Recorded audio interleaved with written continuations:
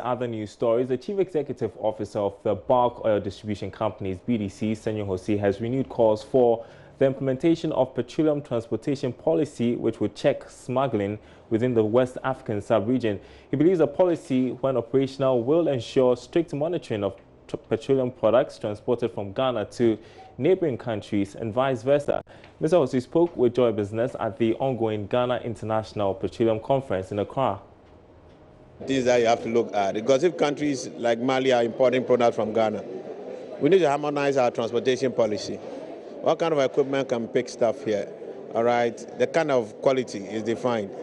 How do we track them to make sure that people don't come here in the name of Mali and actually dump the products here to evade taxes? We are looking at ways to actually have the Malians come into this market and collect their taxes right from Accra.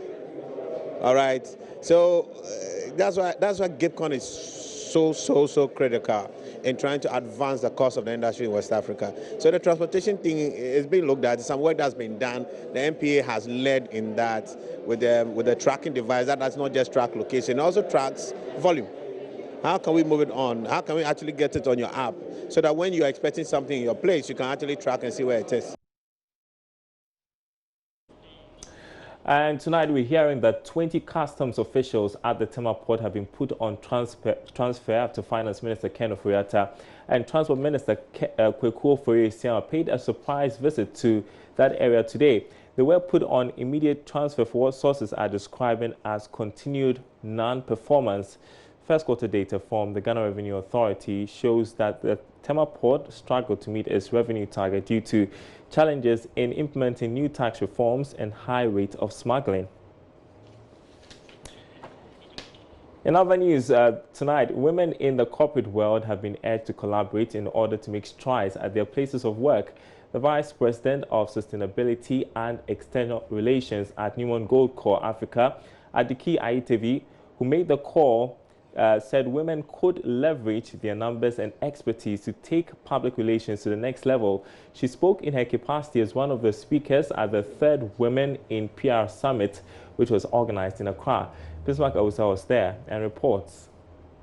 According to the Vice President of the Sustainability and External Relations at Newmont Gold Corp Africa, Adiki Ayetevi, public relations could be the leading source of revenue for every organization if women holding such positions could come together to enhance, package and market it well. She spoke to Joy Business at this year's Women in PR Summit. You know, as people and as leaders, we all have career goals and we're all seeking to go ahead, right? But it says that you can go fast if you go it alone, but you can go far if you go together with people. So collaboration is and teamwork, understanding that there are other people that you need to work with to achieve results.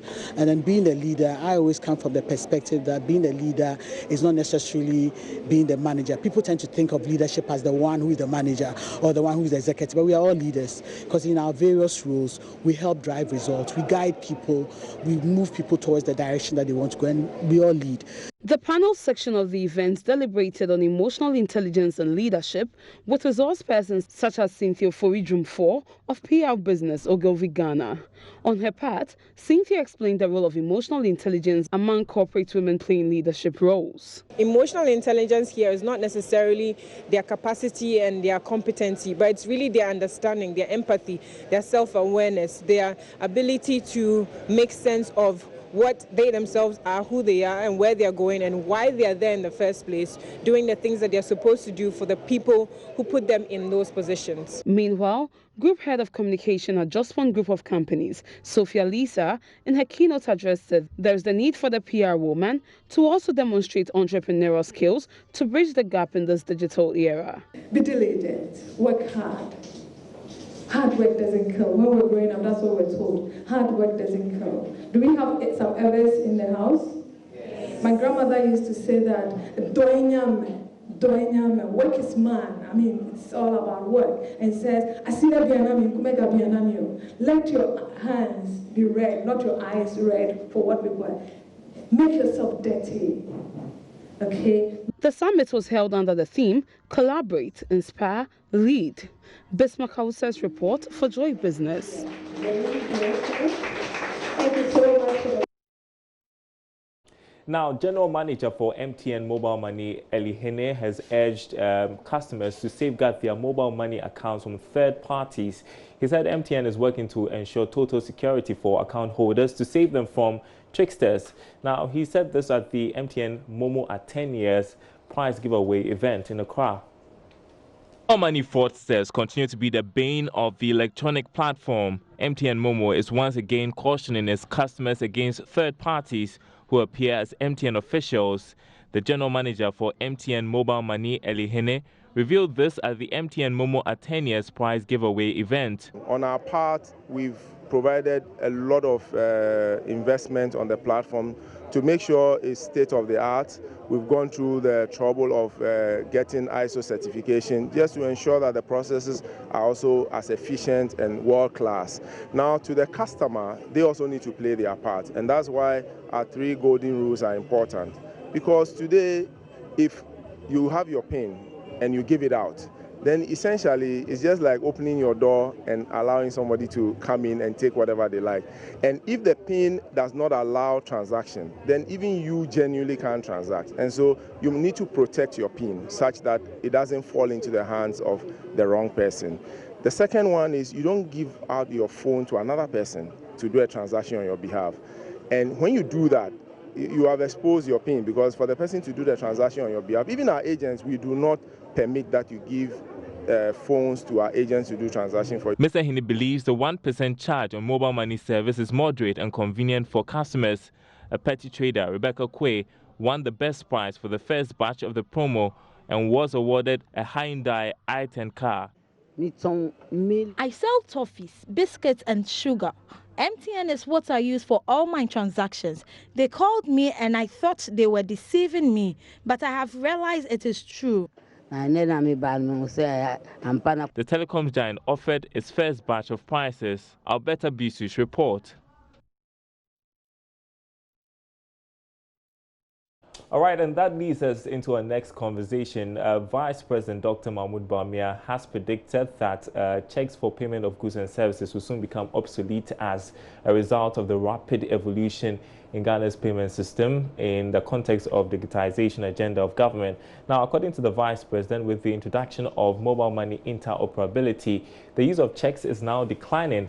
Joy Business's Philip Namfuri has joined me in the studio to assess the preferred methods of payments for people and if indeed the electronic wave is catching on. Thanks for being with us tonight. So tell us about the various options we have for payments. Okay, Darrell, thank you very much. So we have cash, we have checks, we have the electronic platforms. And I prepared an infographic with data from Bank of Ghana to show us exactly how the growth of these are doing. So how is check transactions growing in relation to mobile money? And then the results will interest you. Let's look at that and we'll continue our discussion.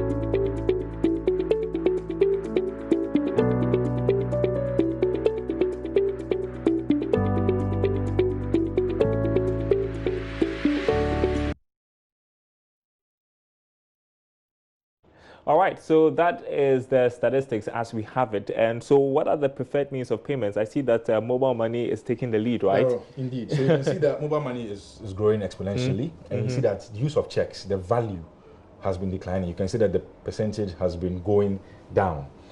Also under the automatic clearinghouse, we have direct debits, where money in your account is taken out, and direct credits, where money is put in. But when it comes to means of payments, I got here 3 different types. I took my wallet, and in here I have some neat 10 Ghana notes. He's got lots of cash. Cash is what we are all used to. Cash is king. One of the axioms in finance. So you stack it in your wallet, but you see that it makes my wallet very, very, very heavy and cumbersome. So you see that I have to put it in here and fold it, put it in my back pocket, and it comes to complications with sitting down, etc. So I have my EcoBank debit card, Visa. If I want to transact, pay for something electronically, I just need a CVC number. That's at the back of the card. Okay. For confidential reasons, I won't display my details. But it's very simple. If I want to buy something, maybe online or something, or I'm making a payment through Express Pay app, I use my card and it's deducted directly. I don't have to go to anybody. So I'm buying airtime, my Selfline, everything. Then I have here again my mobile app, EcoBank again.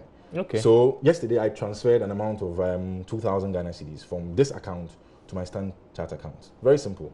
I would have had to go to the bank manually to withdraw from this account and then go and put it again manually in another account. But with this, it's cut out all that stress. So you see that the data is showing that yes, electronic payments are going to become the big thing very soon. But cash is still king in some way. And you know, funny now, although mobile money is a thing now, I don't have a mobile money account. I know surprise many of you to know that I don't have a mobile money because of the reservations I have about it, especially with security concerns. True. So what are some of the concerns people have with each method of payment? Okay, so there are some cash, like I said, bulky, but it still reigns. Two, with this, sometimes when the network of the merchant you are transacting with or the bank itself goes down, you're in trouble. There was a time that I couldn't buy credit from Express Pay, like airtime, because my bank was down at that time. The network was down. That's the problem. But if my internet is working, everything goes well, that's fine. At the same time, people are also afraid that, you know, if somebody steals my phone, there goes my data. Yeah. But there are some controls with some of the apps, like Standard like this. There's a control on it that even if your phone is stolen, you don't have a problem. Oh. So, yes, please. Oh, no, go ahead. So, yes, each one has its good size, has its downsides. But with these two, the electronic ones, my card and then my mobile wallet, is ease, Darryl. I don't have to stress about going to a bank to take out any money. Just a quick one. Yes or no? I mean, the Vice President is saying that, predicting that in 5 years, checks are going to be obsolete. You think so? Not completely obsolete. Over time, it will decline. But given our country and our cultural factors, I think money, cash is still king, and checks by all means roll side by side. All right, Philip Namfo will be back later in the evening with PM Express. You want to hang around for that. You get some more insights into business developments. Thank you very much, Philip Namfori. Now, the Association of Rural and Community Banks has petitioned the Finance Minister and other relevant institutions over the increase of corporate income tax. The association has been persistent with the push for a reduction in corporate income tax after it was increased from 8% to 25%. Executive Director of the association, Comfort Owusu, says the Finance Minister must reconsider a review of the tax since it is affecting the operations of rural banks. Prince Apia has more in this report. The new Income Tax Act demanded that corporate income tax be increased from 8% to 25%. Since its introduction, many players in the rural banking industry have raised concerns about how the development has affected their operations. Executive Director of Association of Rural Banks, Comfort Owusu, says members have petitioned the Finance Minister on the issue. Most of our banks, with their corporate social responsibility, are doing a lot. Some are building schools, some are giving them water, some are taking care of all it. Some of our banks are dying because of that. Government should come in again. From 8% to 25%, I think it's on the higher side. So the government should come a bit down for us. Well, if from 8%, you can even go to 10% or even 12%, at most even 15%. But from 8% to 25%, I think that it's on the higher side and it's really affecting the operations of our banks. And we plead with the government that we have sent our petition to the government itself, to the Ministry of Finance. We've still not heard about them, and we are waiting for our result. We are pleading with the government that it should come in again for us. Rural and community banks say they contribute significant portions of their profits on community development projects. Amemfimam Rural Bank, for instance, invested over 400,000 Ghana cedis in 2018 in community initiatives. Chief Executive Dr. Alexander Asma says corporate tax weighs on the bank's operations. Last year, we invested an amount of 429,000 in corporate social responsibility. Over 120,000 went into education alone.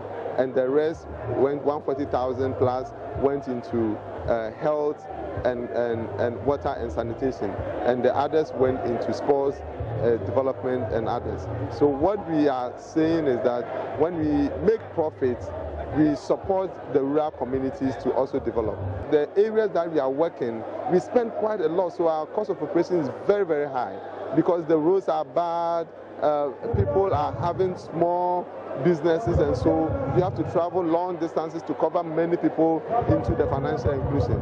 And because the government means so well for financial inclusion in Ghana, we want to plead with the government to look at the tax rate for rural banks and reduce it to somewhere around 15% so that we can have some excess money in our hands to support our operation and also to invest back into the community.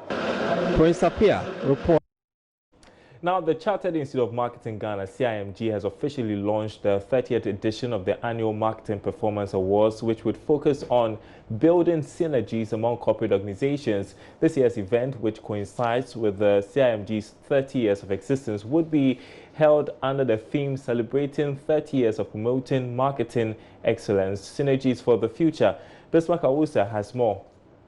The aim of the CIMG National Marketing Performance Awards is to contribute immensely towards organizational and professional performances for practicing marketers. National Vice President and Chairman of the Awards Planning and Selection Committee, Daniel Kasati, says his outfit seeks to align corporate organizations to best practices in the country. This year, we are looking at a big overview of 30 years of the CIMG Awards.